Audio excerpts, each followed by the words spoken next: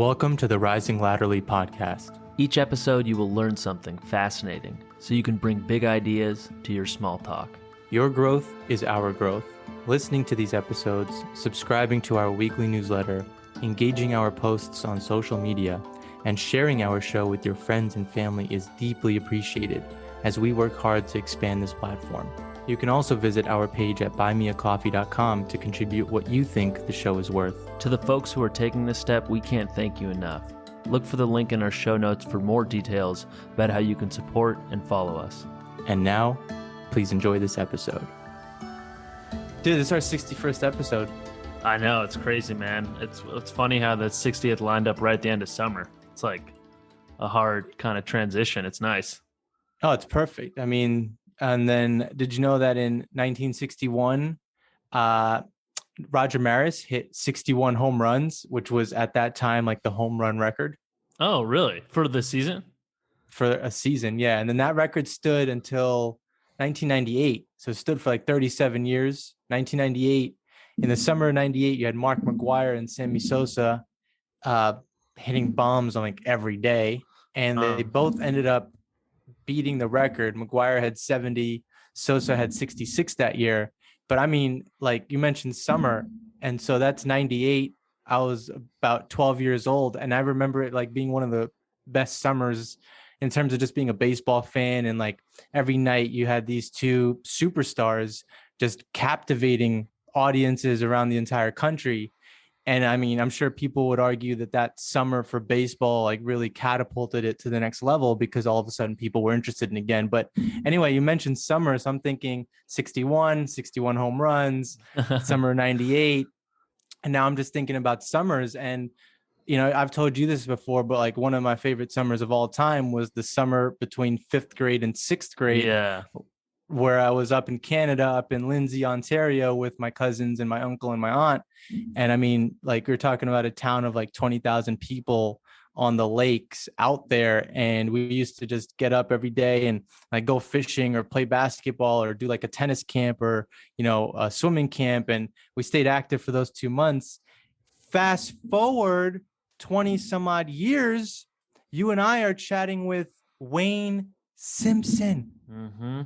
Who was from Lindsay, Ontario. I know, dude. It's crazy, man. It's crazy. And the juxtaposition between the kind of heaviness of his book and the absolute like funness of that summer you had there. While you were having the time of your life as a kid, some of those stories that we were reading about in the book were probably unfolding in that area at that exact same time. It's just wild. Unbelievable. And I was thinking about that while I was chatting with him. I'm like, who knows if we were at like the same gas station or something randomly in two different cars, like, you know, I had no idea that we were filling gas or whatever the case may be, you know what I mean? In the same grocery store. It was like blowing my mind while I was like having that conversation with him. I know, dude. It's such a trip. It's such a trip. Nothing like childhood memories too, man. I mean, those are so, all the years later, you know, the fact that you can take yourself back to that time and they're still so potent. No, absolutely. And it's funny you mentioned like the portraits and the pictures and the stories. And yeah, there was hardship, but at the same time, there was beauty and power and resilience. And so it's interesting to think about the conversation around portraits and pictures. And then a few weeks later, you know, reading Wisdom and Bliss by Robert Thurman. In that book, he wrote something that I found fascinating, which was, have you ever like really looked at old pictures of yourself? And if you have, who are you looking at? I mean, does that person look like they're actually present in that picture? Does that person look like they're actually having fun? Or does that person look like they're carrying the weight of the world? And then take that information, like do that on yourself, reflect, and then think about in the future in pictures, what do you want to look like? Like, do you actually want to be a person who's present and happy and like there and enjoying the scene? Or when you look back, you'll continue to see a face that's just worn by what's going on outside of everything that's in that picture. I thought that was one of like, one of those easy shifts in perspective that you can implement and then kind of course correct if you want to just kind of work on what's going on internally.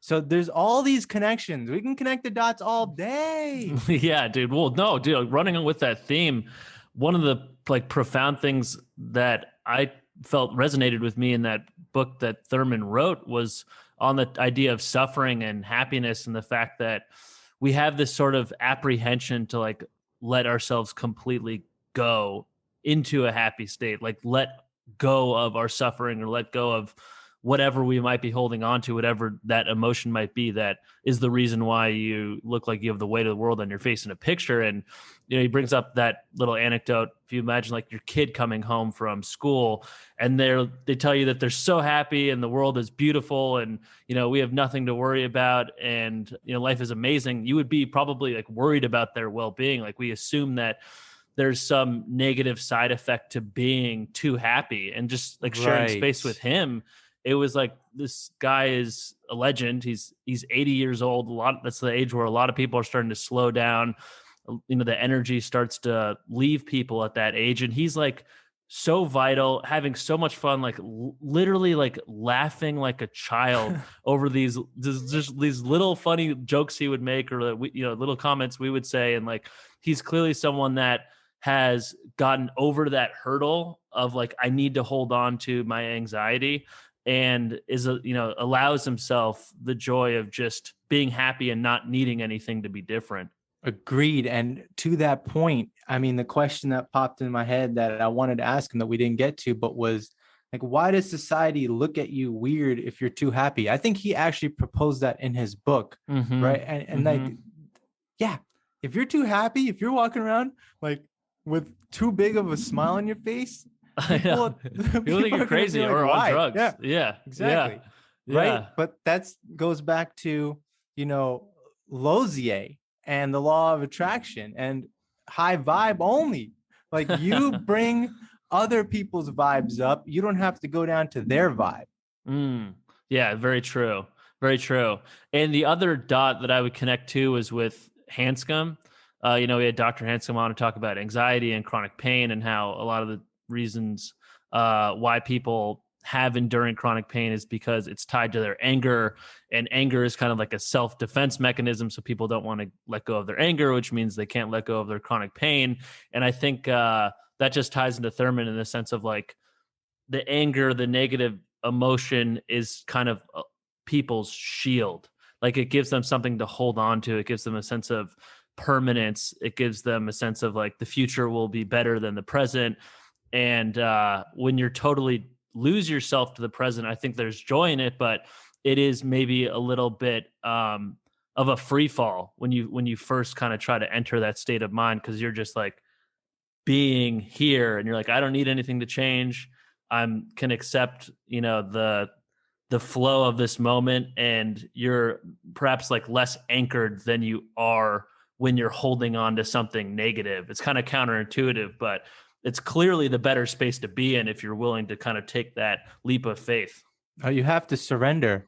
It's about surrendering. And this is like it's been taught for so long, like, but to your point, it is hard to do. But dude, it's so funny that we started talking about like all these connected dots to start the conversation, because like I'm drinking out of a coffee mug right now that says always learning. Nice, dude. Where'd you get that? Shout out to wifey. She got this. Oh, nice, dude. Yeah. She's like, you know what? You've created a little atmosphere in the home where we're always learning something. So. Well, dude, we certainly have been with all the books we've read this year, man. We truly have always been learning something different. It's amazing how much it's opened my mind to how much different stuff there is to know about. Just right, like reading a whole book on like reindeer or reading a whole book on rivers, you're like, damn, there's like miles of depth to all these topics that I haven't even scratched the surface of. Yeah, well, that's interesting you say that, but like it's conversations like that allow us to grow. I mean, rivers, right? When that conversation came out, and shout out to Dr. Rick Taylor. I mean, what a guy, great energy. Love that conversation. But from that conversation, that's when I learned that, the salmon up in Alaska near the Yukon River this year, they're just not there. I also learned that the Colorado River is drying up. And the reason I know this is because, for anyone who wants to like grow a podcast, here's a little tip. Here's a little help. one thing that we do is we take what we talked about that week and we look at news articles related to that topic, and then go on Twitter and search for anyone who's been tweeting or commenting on that news article. And then we'll add something relative to what they said. And then we'll give the link to the conversation, in this case about rivers. So there you go. There's a little podcasting tip for you. You want to grow your audience, you want to grow your Twitter followers, make it a little personal. I mean, you just take the topic that you're talking about, find news articles that are related to it, go to Twitter, exact search those things. You'll get a list of anyone who's tweeting about it. And that's your list of people who may be interested in that particular episode. So that's one tip that I'll just randomly share with you. But my point is, to the always learning thing, is that when we do that, and because we've been talking about conversations that are really timely, we've always kind of found really interesting stuff, like the fact that the reindeer, right, that week, there was 2 articles about reindeer in like the New York Times. Yeah. And it was so random, but that's what the type of stuff that occurs. You start to just connect the dots, and you go from learning a fact, to starting to discovering things. And that's like something we were talking about last week, which was like, you can take a fact, but then to become dynamic and become someone who is going to survive in the next round of humans, you have to be able to like connect the dots. You have to start to think non-linearly. And that's what this podcasting thing has allowed us to do. We've been working on a skill that is going to be so important for the future. And that is the skill of like synthesizing things and, helping people figure things out. I mean, it's amazing. Yeah. And I think that connects with a comment that you made a couple episodes ago. I don't remember exactly which one it was, but it was with Andy Norman on mental immunity, about how people can take facts, but they may not know what to do with them right away. And it brought to mind for me the etymology of information. Like, you think about like information, like you could take a fact, and if it's just disconnected from everything else, just kind of floating there, it's not like informed with anything else, but it becomes information once it's actually connected with all of the data you had before that new fact entered your mind. And I think that's what we've been trying to build like neurally this year in ourselves and in our listeners, like the ability to take things that are seemingly disconnected and put them in formation in your own brain. Love it. Then that's where the alignment comes from.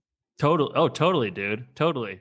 And insofar as like the world is symbolic and the world is metaphorical, like you never know how one story from X topic can kind of work in the context of another topic. You just become a more interesting storyteller. You see the world more, I think, kind of symbolically and metaphorically when you have a greater pool of human stories or even science related stories to pull from. You start to see the symmetry between things, Another skill we've been really working on and honing and figuring out is the skill of interviewing. And it doesn't matter who you are. Like, if you're in the podcasting game, you could be Rogan, you could be James Altucher, you could be Lex Friedman, you could be Sam Harris, you could be anyone. You could be, people like Harpreet or Grace Gong or Pankaj or Sean off of, their, smaller podcasts that are just in our peers. But it doesn't matter who you are. We're all working on interviewing. And you think about the number of styles that we've had to like prepare for just based off of reading. It's pretty interesting because like I'll find myself preparing, and I'll always want to read the book, obviously, and then do a little bit of research on the person, but they don't know what you're going to ask. So think about how awkward it is for them, to be on with the record button, and they're kind of like giving us the cushion to create this, event. And like the 3 of us are working along, like I'm working along your cues, you're working along mine, we're working along the guests. And it's really interesting dynamic if you think about the trio coming together and how quickly rapport needs to be built, and how you have to kind of show that you did the homework, right? So you ask a question to start the conversation that, makes it clear that you read the book. Maybe it's from the last part of the book. So it's just these little things that, we're all kind of working on if you're in this. And obviously, like, you think about the different styles, like Stern had his own style, Oprah had her own style, Rogan has his own style. We all have our own styles, and we're all trying to figure this out. Yeah, well, on the topic of Rogan and Stern and your comments around how we're kind of three voices in the one space together, I think one tip we might give to people who are co-hosting a show together, we found that you really can't have two people steering at the same time. And I think what's different about us relative to someone like Rogan, who has a Jamie, or Howard Stern, who has a Robin Quivers, where there's that permanent lead interviewer and permanent sidekick dynamic, you and I kind of flex back and forth. So sometimes you lead, sometimes I lead. And to be clear, no episode ever gets too lopsided. It's always meant to be a three-way conversation, but we have only one person open, we have only one person close. We found that one person sort of needs to have the right of way to propel the conversation forward, because when you're interviewing, you really can't have two people steering the ship at the same time. Great point. And interestingly enough, in our own development, you and I remember we used to kind of game plan for these episodes, like, hey, here's what I'm going to bring to the table. You would talk about your angle, and we'd kind of know what was going to occur between us a little bit. But if you think about recently, we don't even do that anymore. We No, just I go know. into these conversations just, okay, I know I got to do the intro and kind of guide it, and then that's it. Yeah. Why do you think that is? I haven't really thought about that, but why do you think we listed towards that style? Because when it's too structured, the common trap, and like, I realize the points where in my own conversations with several folks, like when I watch the tape, I know there are points where I could have expanded on what that person just said, as opposed to going back to what was on like my list of questions. Now, here's the interesting thing about that, though. It's like Mm-hmm. we do have really interesting questions that I really do want to ask, right? But sometimes the conversation doesn't really allow for it. And you kind of just have to play off what that person is saying. And that's something that I think we figured out after doing a few and realizing, okay, it doesn't really make sense for both of us to come super prepared. Actually, you need more flexibility. Otherwise, you kind of, it's too stale of a conversation, is not as dynamic as it could be. Mm-hmm. And I mean, the interesting thing around that, it's like, again, going back to some things I've noticed about myself, like the one conversation that really, really stuck out with me that kind of changed how I looked at all of this was the one with Dean Karnassus. Mm. Um, I mean, at that time, just where we were in this journey, he was by far the biggest guest that we were going to have. And just the whole way it all came together, I know going into that conversation, I was a little bit nervous. And I remember, like, again, thinking about it from his perspective, he must have been like, I don't know what these two are going to ask me. Like, I have 45 minutes. They read my book. That's great, but I don't know. And I look back on that conversation, I really feel like I could have asked deeper questions, more questions. And it was the first time where I realized where like this person was actually trying to give me the leeway to like create something. And I didn't do it. And that Mm. really like stuck with me because it like really shined a light on just the different styles of people that we're going to encounter. And some people are going to give you short answers and some people are going to give you long answers. And that's a whole dynamic in itself. Yeah, no, I think there's a kind of balancing act between depth and pacing. So it's like you don't want to leave a topic too prematurely. And to your point, you don't know exactly how much the guests will give you. So you're kind of threading the needle the whole time because you're not exactly sure how much substance will come back from a specific question. But you don't want to leave a topic too prematurely if there's still fertile ground there to explore. You want to make use of it, but you also at the same time have to be ready to move on even if there's something else that you feel could be added. It's like there's this algorithm, I think, running in your head when you're considering whether or not you want to linger on a topic. You have to think about like how additive would the next comment be if we were to stay here? Is it redundant? Is what I'm about to say not that interesting? Has 40% of what I'm about to say already been said? Is that like 60% worth lingering for? And again, I think it's this kind of balancing act of depth and pacing. You want to go just deep enough where you mine a subject for its valuable content, but at the same time, you need to be ready to move on to keep the pace of the conversation flowing.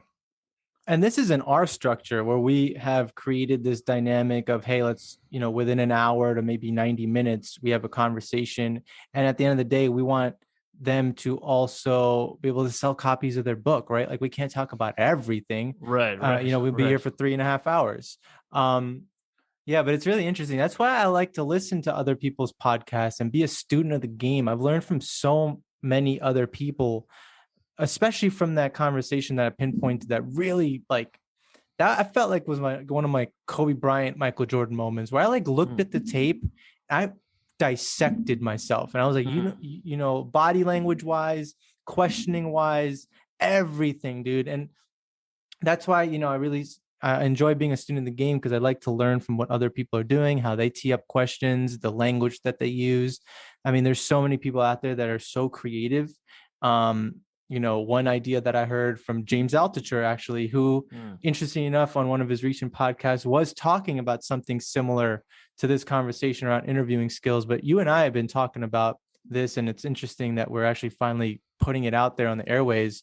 But here's an idea that I want to try out in the future with another guest is look at the acknowledgments, see who they're acknowledging or what they say at the end of the book, and then bring that up as the start of the conversation. Like, hey, why did you acknowledge this person? And it maybe if it's not a guest that's written a book, who have they listed in their bio as like a key mentor or someone like that? I'm just thinking out loud, but go to their influences, because that's something that they're going to be able to speak passionately about. And I think also on that topic, for me, as it relates to authors, one of the benefits we have of being able to read our guest book ahead of time is we can make note of sentences that provide a little bit of a tip as to what is most interesting to them. So like when I'm reading these books, nice, I look out for sentences that are like, and I want to note that this concept is really important to me. Or in a couple of books we've read, we've had authors say,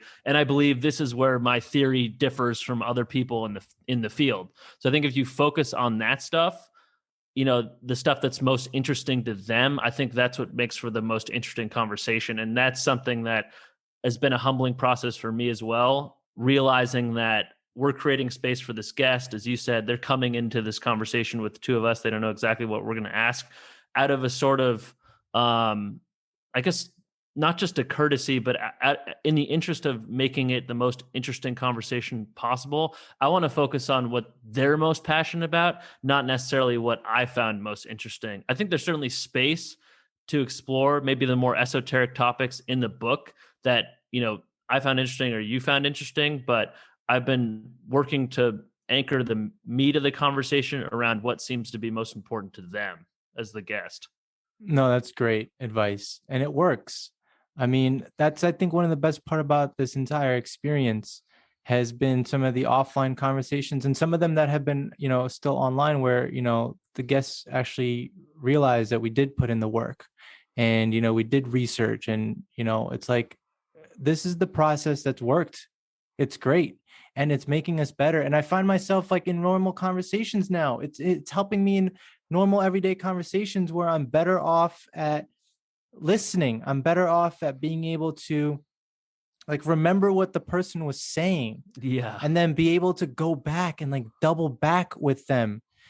That used to be one of the weakest things for me. It's like this person just said something. It's like, oh, I got to ask my question right there. Otherwise I'm going to forget. Or like, I'm so stuck to what I have in my head that I want to say that all of a sudden, like, I'm not going to be able to balance this new information coming in at me. And so this idea of just letting go, surrendering, allowing the space, and like being more flexible. Now I find myself, it's easy, not easier. It's just, I can noticeably feel the difference in my ability to hold off on asking questions that were pertaining to something that may have been discussed 2 minutes ago, or in your words, a couple beats back. Exactly. I love that phrase.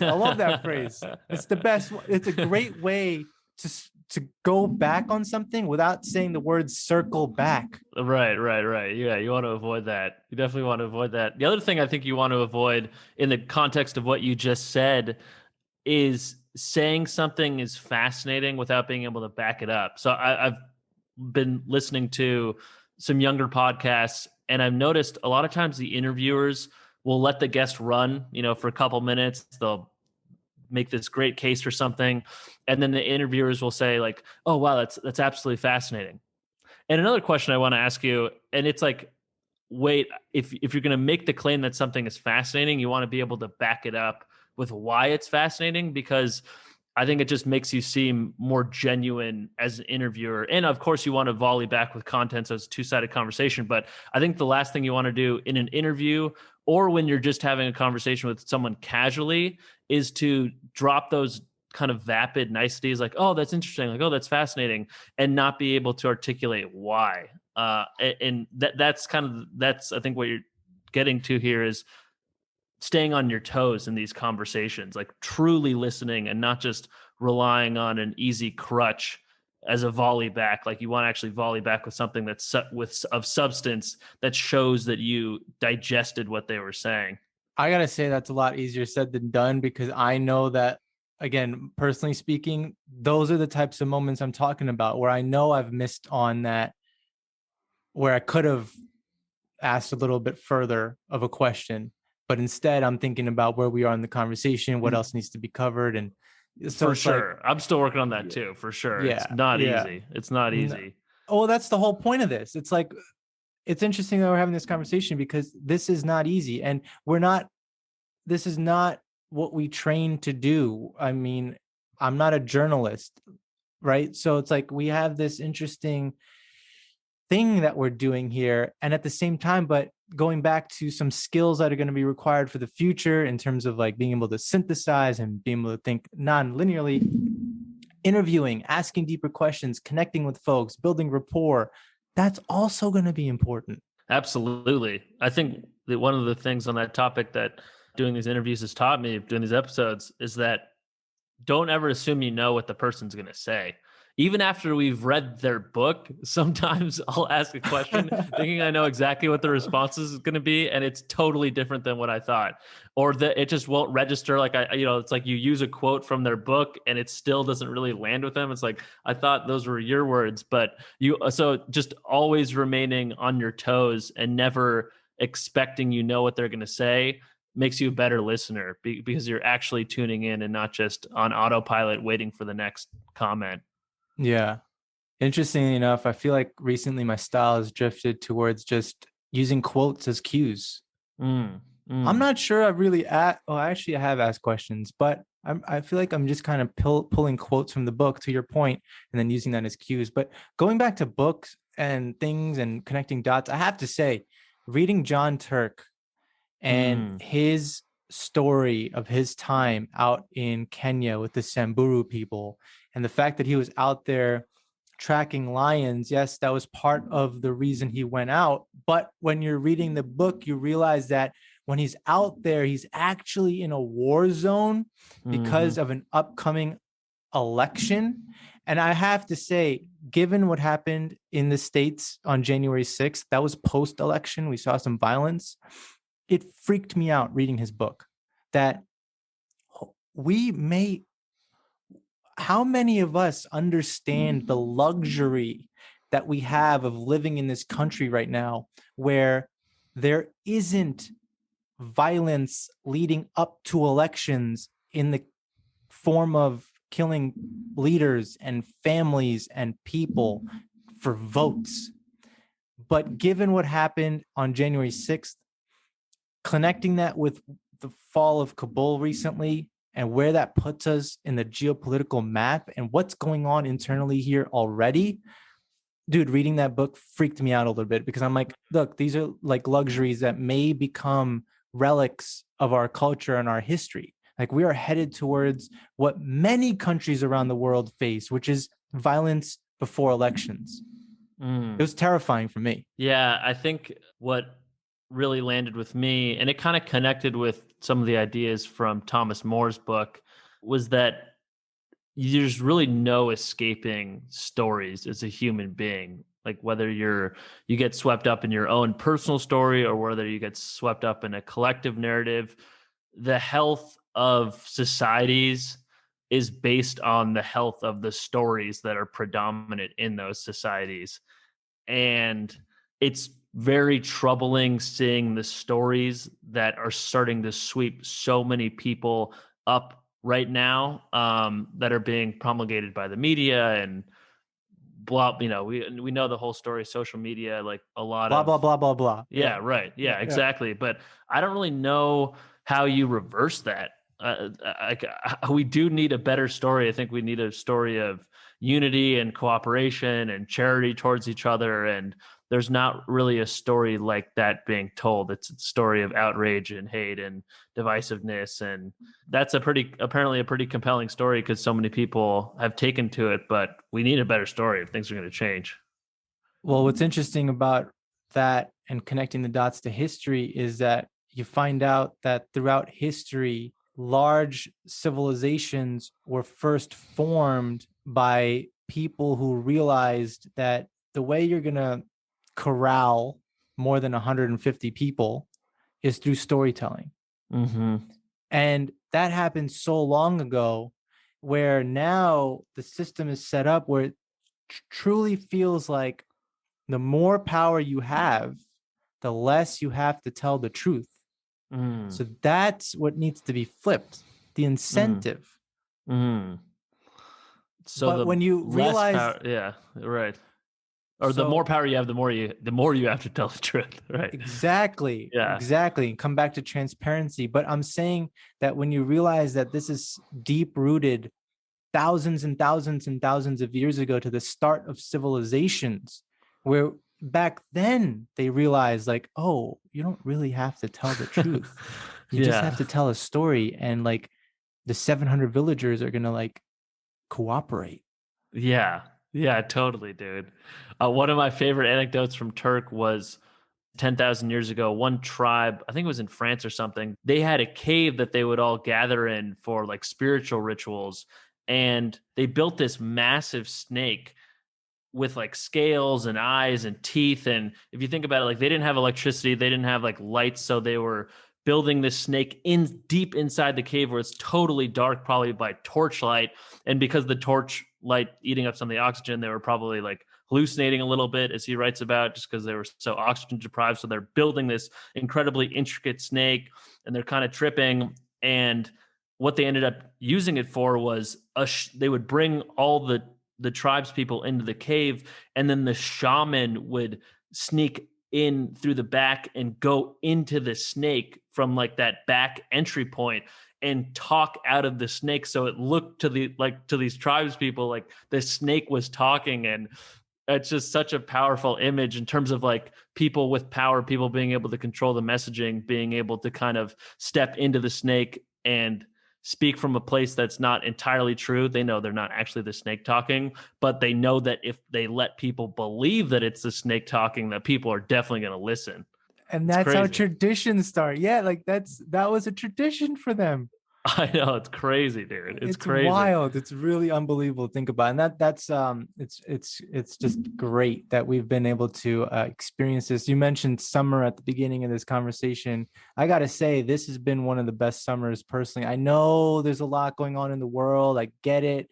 Like, but for a moment, we can enjoy our own personal lives and the things that are going great. And you know what? I'm gonna take that moment right now and just be like, this past summer, which basically feels like since March 2020, just one long ass summer, Yeah. has been an incredible has been incredible to build this thing with you. 60 weeks, 61 episodes actually. Like to build something and to go from zero to where we've come. It's been amazing. It's something that is definitely added to my life story. It's helping me maximize my existence. Mhm. And I just feel like I bring this new energy everywhere I go. And it's because of the people that we've met and interacted with and interfaced with and read about and, consume their content. I mean, literally perspective shifting stuff every single week. I couldn't have asked for a better experience. Yeah, no, neither could I, man. I think one of the things that's really taught me on the topic of building something from scratch is that I feel like it's the first big, like, substantial project that I've done that's been totally self-directed, and it's been a partnership. We've both been providing direction in tandem all along the way. But, you think about like growing up as a kid, you're getting instruction about what to do from your parents. In school, you're getting instruction about, what assignment you're supposed to turn in. At work, you're getting instruction from a manager. And this is the first thing where it's like there are no instructions. There might be, tips or advice we can get from peers, but every choice we've made and the things that we've taken initiative around have been on our own volition. It's just really rewarding. And I think really freeing to have that kind of autonomy over a project. It's incredible. And the reality is that we've been following what's felt right and really trusting the process. And it's been painful. There's been a lot of pain through this process of building, let's face it. But, it's interesting. You mentioned the word advice, and I see this everywhere. There are people out there that are touting like, oh, I can help you build a great podcast. And it's like, how are you a reliable source? And so you and I have actually intentionally skipped like offering advice for $39 instead. I mean, if you listen to this episode, we already gave you advice, how to use Twitter, how to engage with guests better, how to build rapport. I mean, you talk about building something and figuring it out. I mean, we figured out how to do the prospecting. We figured out, remember the day that we figured out that we're going to hone in on authors and that we're just going to use Amazon and see who's got a new book coming out and just find books that are interesting and then go prospect. And then we figured out the marketing so far. So yeah, it's been a great ride and self-directed for sure. And I think it goes to what every guest would also say, which is you have to choose your own life. Like every guest chose their own life. They made their decisions. They maybe broke the status quo. They all took chances. Every one of them did something bold. Every one of them did something that in their mind was like, I'm going to follow what feels right. Totally. Yeah. Dr. Hollis left academia at 35, married with kids. He goes off and decides to become a Jungian psychologist. Even, didn't Lisa have a similar story, like where she kind of had to push things off and then got back into it? Oh, right. Yeah. She had, I think, more of a kind of corporate career track and then ended up deciding to become a psychologist. Even looking at like Jerry Haig, who knew from a young age that he wanted to become a wildlife vet. That's still so fascinating that he would have the conviction, being surrounded by, I'm sure, peers that were going into like banking or law or medicine, human medicine. He's like, no, I'm going to go to Africa and work on rhinos and lions and giraffes. And he's clearly a very happy person. It paid off for him. But talk about living the life you want to live. It's such a good point, man. Like just the inspiration of seeing people who did exactly what they wanted to do and made it work. And even if it was a totally unconventional path, that's nothing more inspiring than that. It's the way of the future. We've been talking about a lot of things in this conversation around like things that are going to be required in the future. And, an unconventional path could be one of those things. You have to show diversity. You have to show versatility. If you don't make tough choices, you're just going to be kind of stuck in the rat race thinking that that's the way to go. And that's perfectly fine for people. Like, I'm not saying anything. That's not my point. My point is that it's clear that the people that are leaving their mark are the ones who are taking bold chances. Yeah. And doing what they truly draw energy from and want to do. I think it's really hard to leave your mark on something that you're not passionate about. And it comes through in the way that people talk about their work on the show. Like they're excited about the work they're doing. That's why they were willing to write a book about their work on top of all the other stuff they already are doing in their lives. Like that's a tremendous amount of effort. I think that's why the content is so strong from these guests, is because every single one of them is talking about material that they're truly passionate about. And when you're passionate about something, you can talk endlessly about it. Yeah. What's funny to think about is that it could have also been their 15th try at a book. Totally. And here we are, this is our first try at podcasting. Yeah, right. And like, whatever happens, happens. And that's the best part. I mean, the thing is that there's so much content, there's so much stuff out there that this is going to get scrolled over as well. Who cares? Yeah, you know, like everything gets scrolled over. It finds the people that it's supposed to find. And you learn, just in producing the content, you learn a ton. Like, just like I'm sure for them writing the book, like it doesn't, there's kind of two sides of it. Yes, you want it to be your book, you want your book to be read and you want your episode to be listened to, but just in producing it, there's an incredible reward there, an incredible payoff.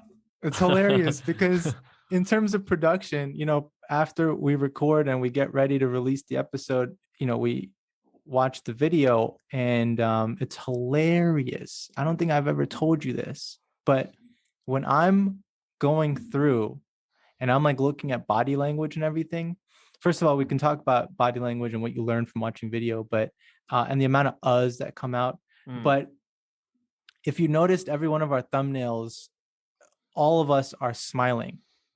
What's hilarious about that though is as I'm finding that like point in the episode, like I'm scrolling on my laptop here. Because I'm looking for smiles, I end up like naturally just start smiling, and I'll go minutes like with a huge smile on my face because I'm looking for smiles.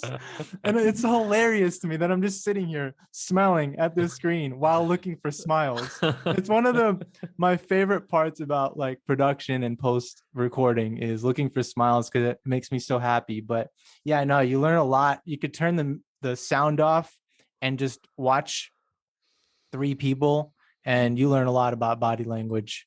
It's been it's pretty cool. No, absolutely. Definitely learned a ton. It's been great. Hopefully there's more to come. So this is the part of the episode where we ask everyone to tell a friend about our show. Make sure you're following us.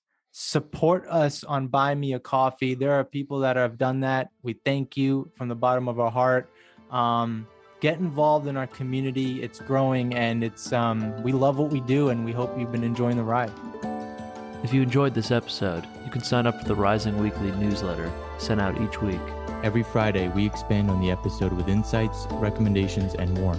You can sign up at risinglatterly.com. Thank you.